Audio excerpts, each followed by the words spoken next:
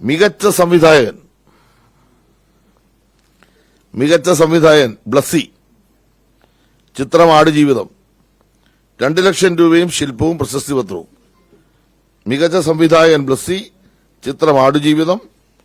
പ്രവാസ ജീവിതത്തിന്റെ അറിയപ്പെടാത്ത പുറങ്ങളെ സാങ്കേതിക മികവോടെയും സൗന്ദര്യപരമായ കൃത്യതയോടെയും ആവിഷ്കരിച്ച സംവിധാന മികവിന്.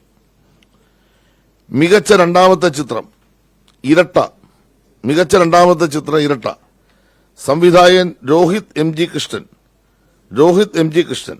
നിർമ്മാതാവ് ജോജു ജോർജ്. അപ്പു പാത്തു പപ്പു പ്രൊഡക്ഷൻസ് ഹൌസ്. നിർമ്മാതാവിന് 1.5 ലക്ഷം രൂപയും ശില്പവും പ്രശസ്തി പത്രവും. സംവിധായകൻ 1.5 ലക്ഷം രൂപയും ശില്പവും പ്രശസ്തി പത്രവും. ദുരിതപൂർണമായ ബാല്യത്തെയും കുറ്റബോധത്തെയും മനഃശാസ്ത്രപരമായി സമീപിച്ചുകൊണ്ട് തികഞ്ഞ കൈയൊതുക്കത്തോടെയും ഘടനാപരമായ ദൃഢതയോടെയും ഉദ്വേഗജനകമായ പ്രമേയത്തിന്റെ ആഖ്യാനം നിർവഹിച്ചത്. മികച്ച ചിത്രം കാതൽ. സംവിധായകൻ ജിയോ ബേബി. മികച്ച ചിത്രം കാതൽ. സംവിധായകൻ ജിയോ ബേബി. നിർമ്മാതാവ് മമ്മൂട്ടി കമ്പനി. നിർമ്മാതാവിന് 2 ലക്ഷം രൂപയും ശില്പവും പ്രശസ്തി പത്രവും. സംവിധായകൻ 2 ലക്ഷം രൂപയും ശില്പവും പ്രശസ്തി പത്രവും.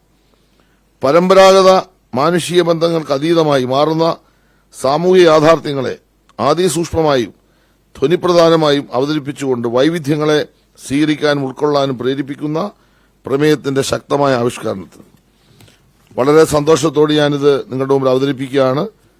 ഇത്ര ദിവസങ്ങളെടുത്ത് വളരെയേറെ കഠിനാധ്വാനം ചെയ്ത് എല്ലാ സിനിമകളും കണ്ട് ഇതിന് വിധി നിർണയിച്ച ഇതിന്റെ ചെയർമാൻ ശ്രീ സുധീർ മിശ്ര, അതിന്റെ അംഗങ്ങൾ എല്ലാവരോടും സാംസ്കാരിക വകുപ്പിനുള്ള പ്രത്യേക നന്ദി കൂടി അവസരം അറിയിക്കുന്നു.